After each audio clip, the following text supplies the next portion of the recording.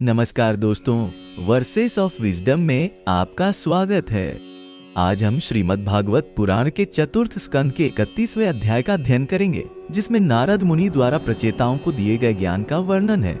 यह अध्याय हमें सिखाता है कि कैसे भगवान की भक्ति और सेवा जीवन का सच्चा उद्देश्य है। आइए इस पवित्र ज्ञान की गहराई में उतरें। प्राचीन काल में राजा प्राचीन बरही के 10 पुत्र थे, जिन्हें प्रचेतस के नाम से जाना जाता था। ये भाई अपने पिता के राज्य में रहते थे, परंतु उनके मन में संसार के प्रति कोई आसक्ति नहीं थी। एक दिन जब वे सभी एक सुंदर उद्यान में बैठे थे, आकाश से एक दिव्य प्रकाश उतरा और उनके सामने महर्षि नारद प्रकट हुए। नारद जी के मुख से निकलने वाले दिव्य ज्ञान की किरणें प्रचेतसों के हृदय को छू गईं। नारद मुनि ने प्रचेतसों को संबोधित करते हुए कहा, हे राजकुमारों, इस संसार में मनुष्य जन्म अत्यंत दुर्लभ है। यह जन्म आत्मज्ञान प्राप्त करने का एक अवसर है। भगवान विष्णु की भक्ति ही वह मार्ग है जिससे आप सभी संसार के बंधनों से मुक्त हो सकते हैं। प्रचेतसों ने नारद जी के वचनों को गहराई से सुना। उनके शब्द जैसे अमृत की बूंदों की तरह उनके हृदय में समा गए। नारद मुनि ने प्रचेतसों को एक विशेष मंत्र दिया और उन्हें समुद्र के तट पर जाकर तपस्या करने का निर्देश दिया।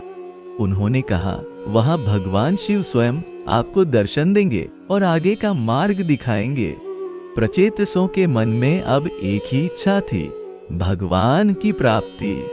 उन्होंने अपने पिता से आज्ञा ली और संसार त्याग कर आध्यात्मिक यात्रा पर निकल पड़े। राजा प्राचीन बरही अपने पुत्रों के निर्णय से व्याकुल हो गए। उन्होंने कहा, हे पुत्रों, तुम सभी मेरे राज्य के उत्तराधिकारी हो। यदि तुम सब चले जाओगे तो राज्य का क्या होगा? प्रचेतसों ने विनम्रता से उत्तर दिया, पिताजी, यह राज्य, यह धन, यह वैभव सब नश्वर है। हम अविनाशी आनंद की खोज में जा रहे हैं। आप चिंता ना करें, प्रभु की इच्छा से सब कुछ ठीक होगा। प्रचेतस भाई समुद्र के किनारे पहुंचे। वहां उन्होंने एक सुंदर और शांत स्थान चुना। 10 भाइयों ने एक साथ बैठकर ध्यान आरंभ किया। उनके चारों ओर प्रकृति भी मानो शांत हो गई। पक्षियों का कलरव, समुद्र की लहरों का शोर, सब कुछ मानो उनकी तपस्या का साक्षी बन गया। उन्होंने नारद जी द्वारा दिए गए मंत्र का जाप शुरू किया। दिन बीते, महीने बीते, वर्ष बीत गए, लेकिन प्रचेतसों का ध्यान अखंड रहा।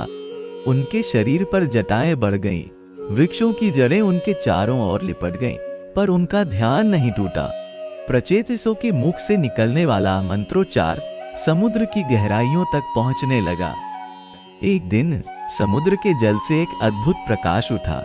जल विभाजित हुआ और उसमें से भगवान शिव प्रकट हुए। उनके मस्तक पर चंद्रमा चमक रहा था, गले में सर्प शोभायमान थे और त्रिशूल उनके हाथ में था। प्रचेतसों ने आंखें खोली और भगवान शिव के दिव्य रूप को देखकर आनंदित हो गए। उन्होंने तुरंत उठकर शिव जी को प्रणाम किया। भगवान शिव ने प्रचेतसों को आशीर्वाद देते हुए कहा, तुम्हारी तपस्या सफल हुई है। मैं तुम्हारी भक्ति से प्रसन्न हूँ। अब मैं तुम्हें एक विशेष स्तुति सिखाऊंगा, जिसे गाकर तुम भगवान विष्णु को प्रसन्न कर सकोगे। शिव जी ने उन्हें एक दिव्य स्तुति सिखाई, जिसमें भगवान विष्णु के गुणों का वर्णन था। प्रचेतसों ने भगवान शिव से सीखी हुई स्तुति का गायन शुरू किया। उनके स्वर में ऐसी मिठास थी कि समुद्र की लहरें भी थम गई। उनकी स्तुति में भगवान विष्णु के अनंत गुणों का वर्णन था। हे अनंत, हे अजन्मा, हे सर्वव्यापी, आप ही सृष्टि के कर्ता, पालनकर्ता और संहारकर्ता है। आपकी कृपा के बिना कोई भी मुक्ति नहीं पा सकता। प्रचेतसों की स्तुति सुनकर स्वयं भगवान विष्णु प्रकट हुए। उनके 4 हाथों में शंख, चक्र, गदा और पद्म शोभायमान थे। उनके वक्ष पर कौस्तुभ मणि चमक रही थी और वनमाला उनके गले में सुशोभित थी। उनके दिव्य तेज से सारा आकाश प्रकाशित हो गया। प्रचेतस भाई भगवान के इस रूप को देखकर आनंद से विभोर हो गए। भगवान विष्णु ने मुस्कुराते हुए कहा, हे प्रचेतसों, मैं तुम्हारी भक्ति और समर्पण से अत्यंत प्रसन्न हूँ। तुम्हारी तपस्या और स्तुति ने मुझे यहाँ खींच लिया है। मांगो, तुम क्या चाहते हो? प्रचेतस एक स्वर में बोले, हे प्रभु, हम केवल आपकी भक्ति चाहते हैं। हमें ऐसा आशीर्वाद दें कि हमारा मन सदैव आपके चरणों में लगा रहे। भगवान विष्णु ने प्रचेतसों को आशीर्वाद देते हुए कहा, तुम्हारी इच्छा पूरी होगी, तुम्हें अखंड भक्ति प्राप्त होगी। लेकिन तुम्हारे पिता ने कर्तव्य सौंपा था, वंश की वृद्धि करना। इसलिए तुम पहले गृहस्थ जीवन में प्रवेश करो और अपने कर्तव्य का पालन करो, फिर तुम्हें मोक्ष की प्राप्ति होगी। भगवान विष्णु ने उन्हें एक और वरदान दिया, जब तुम गृहस्थ जीवन में रहोगे तब भी तुम्हारा मन मुझ में ही लगा रहेगा। तुम कर्म योग का पालन करोगे, कर्म करते हुए भी उसके फल से अनासक्त रहोगे। इतना कहकर भगवान विष्णु अंतर्ध्यान हो गए। प्रचेतस भाई अपने राज्य को लौट आए। राजा प्राचीन बरही ने अपने पुत्रों को देखकर आनंद से उन्हें गले लगा लिया।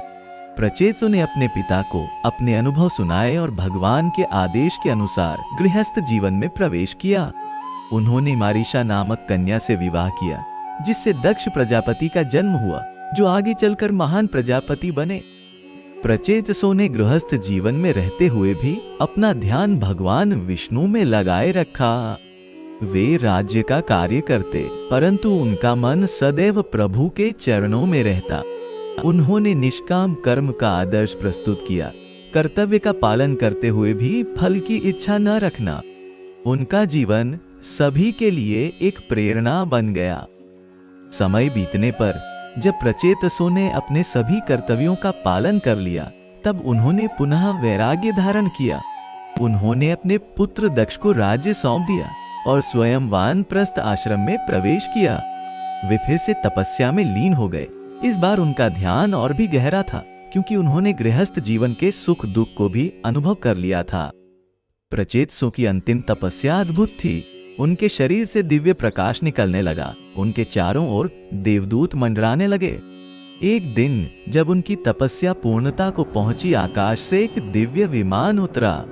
विमान से प्रकाश की किरणें निकल रही थीं और उसमें स्वयं भगवान विष्णु के पार्षद बैठे थे। भगवान के पार्षदों ने प्रचेतसों को संबोधित किया, हे महात्माओं, आपकी साधना पूर्ण हुई है।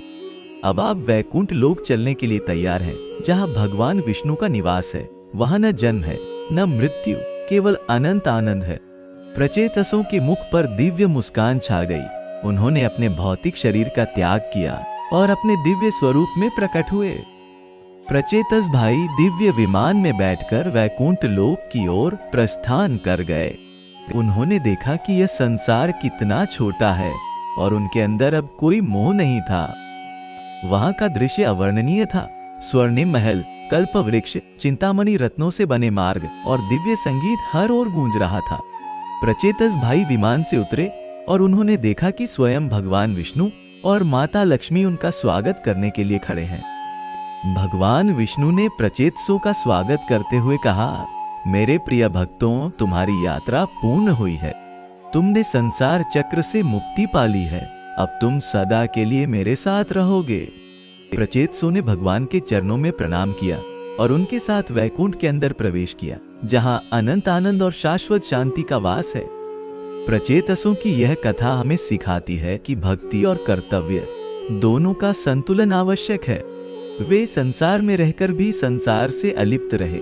उन्होंने अपने कर्तव्यों का पालन किया, फिर भी उनका मन सदैव भगवान में लगा रहा। यही जीवन का सार है। कर्म करते हुए भी भगवान को ना भूलना और अंततः उनके चरणों में शरण लेना। महर्षि व्यास, जिन्होंने भागवत पुराण की रचना की, कहते हैं कि जो भी व्यक्ति प्रचेतसों की इस दिव्य कथा को सुनता या पढ़ता है, उसे भी भक्ति का वरदान मिलता है। यह कथा हमारे अंदर वैराग्य और भक्ति का भाव जगाती है और हमें सिखाती है कि इस संसार में रहते हुए भी हम कैसे आध्यात्मिक उन्नति कर सकते हैं और अंततः मोक्ष प्राप्त कर सकते हैं। मित्रों, आज हमने नारद मुनि के अमूल्य उपदेशों से सीखा कि भगवान की भक्ति ही परम धर्म है। आशा है कि ये ज्ञान आपके जीवन में प्रकाश लाएगा। यदि आपको यह वीडियो पसंद आया तो कृपया इसे लाइक करें, चैनल को सब्सक्राइब करें और अपने विचार कमेंट्स में साझा करें।